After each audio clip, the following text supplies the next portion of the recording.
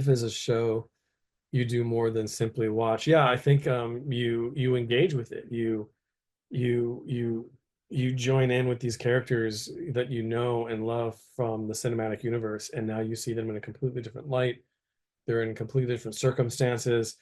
What if it's the ultimate question, right? It's like, but I think more importantly, you start asking what happens next, because you can't believe you're seeing these characters doing what they're doing or experiencing what they're experiencing. And you have no idea where it's going to take you. So I think you do more than just watch. I mean, I get the impression that people have a lot more fun when they come into these things completely cold, without even having too much of the tagline giving away too much. It's just start it, roll it, and let the adventure unfold.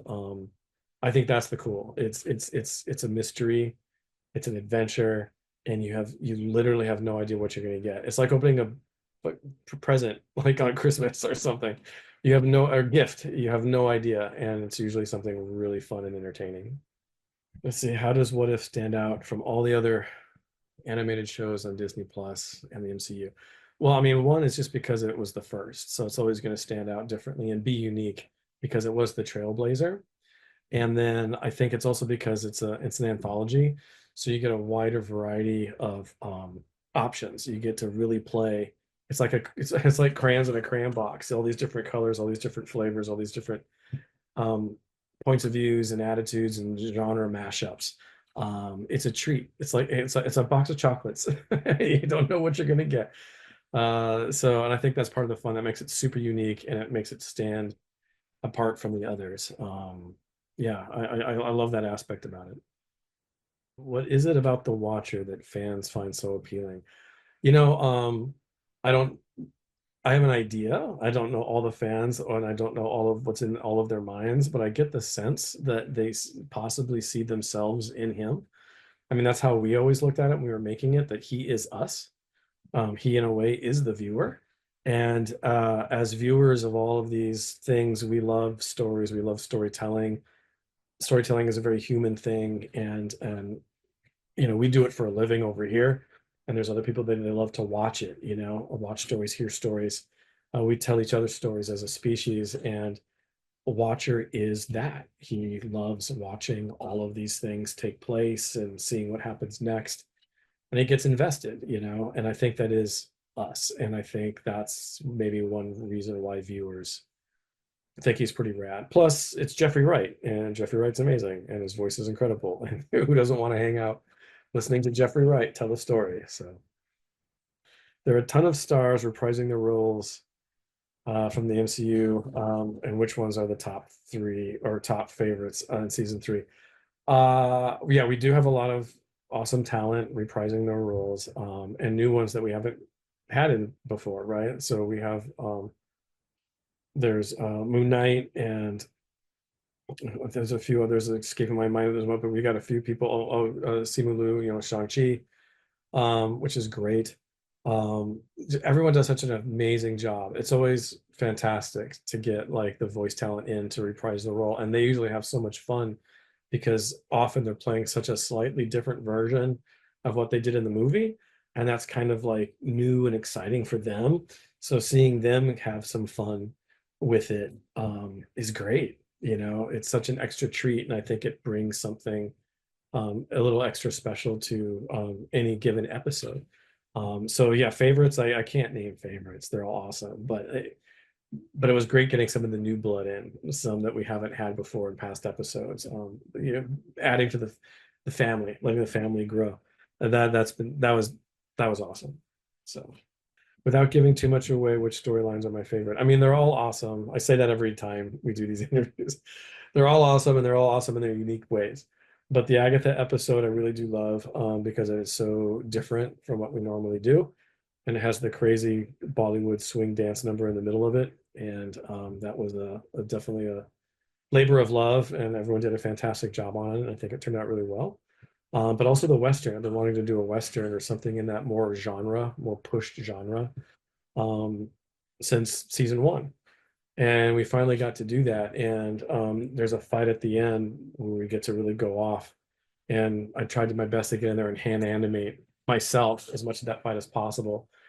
And with Scott Wright, our animation lead, helping to watch over that stuff with our vendor and police it and make sure it came off the way we intended. It turned out in the end pretty strong. Yeah, in a really cool, fun venue, a lot of vibes. There's a lot of emotion tied up in it, and the ending is very cathartic, I think, emotionally. So I think the Western is really great, and the Agatha one is particularly fun. But they're all great, but those particular moments stand out a little bit more, I think, for me. What do fans of What If have to look forward to in season three? Awesomeness, radness. Basically, if they've enjoyed the first two seasons, they're gonna love the hell out of this one, I think, because we just push it even further. We get a little bit wilder, and some episodes are a lot more fun, like bringing up the comedy, and then other ones get a little dark, and all the adventure in between. So I think they're gonna really, really, really enjoy it. Um, yeah. It's a fantasy show. One of my favorite things to do after seeing any movie, when I was a kid was to go home, get on the basement floor and play with the toys from that movie and imagine other adventures that those characters could go on. And that to me is What If in a nutshell. We get to imagine new adventures and kind of and take the characters we know and see what they would do in wildly different circumstances. The Watcher is really an allegory, for what it's like to be a fan of something and a spectator, and especially for I think for people in the arts, who aspire to make the thing that they love watching.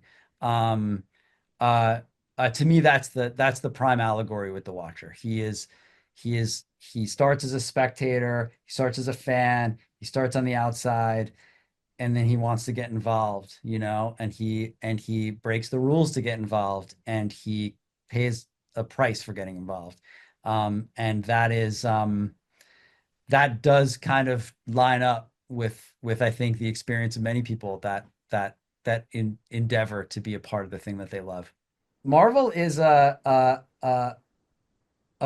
a brand, a story that can hold many different ideas at once. It's not staunchly stuck in a genre or a tone, and it's not always comedic and it's not always dramatic. Um, it it's a sandbox to plan where you get to experiment with a variety of different ideas and sensibilities and senses of humor. There are very comedic episodes this season. There are very dramatic episodes this season. Just like the films and the television shows that came before What If, it really does show the breadth of what Marvel offers to our fans. I think there's some really fun surprises this season with actors who come back to reprise their roles. One of my favorites is Haley Atwell. I think that her depiction of Kate Bishop is fairly iconic, and hopefully a lot of people are revisiting the Hawkeye series we did this holiday season. But seeing her as Shang-Chi's partner in the Wild West is a particular highlight for me. I mean, I'm pleased with every storyline this season, but the one that hits hardest for me is the last arc, the final two episodes, because of what it means for the series, what it means for these characters, and what it means for our studio and for me personally. What If was the show that launched our entire animation studio in the first place. It's the show that taught me how to even make animation. I've made so many great friends through this process, and I've been surrounded by such brilliant minds through this process, and really there'd be no Marvel animation without this show. So it's with a heavy heart that we have to watch it right off into the sunset, but it's also incredibly fulfilling and joyous when I think about the shows that exist now because of it.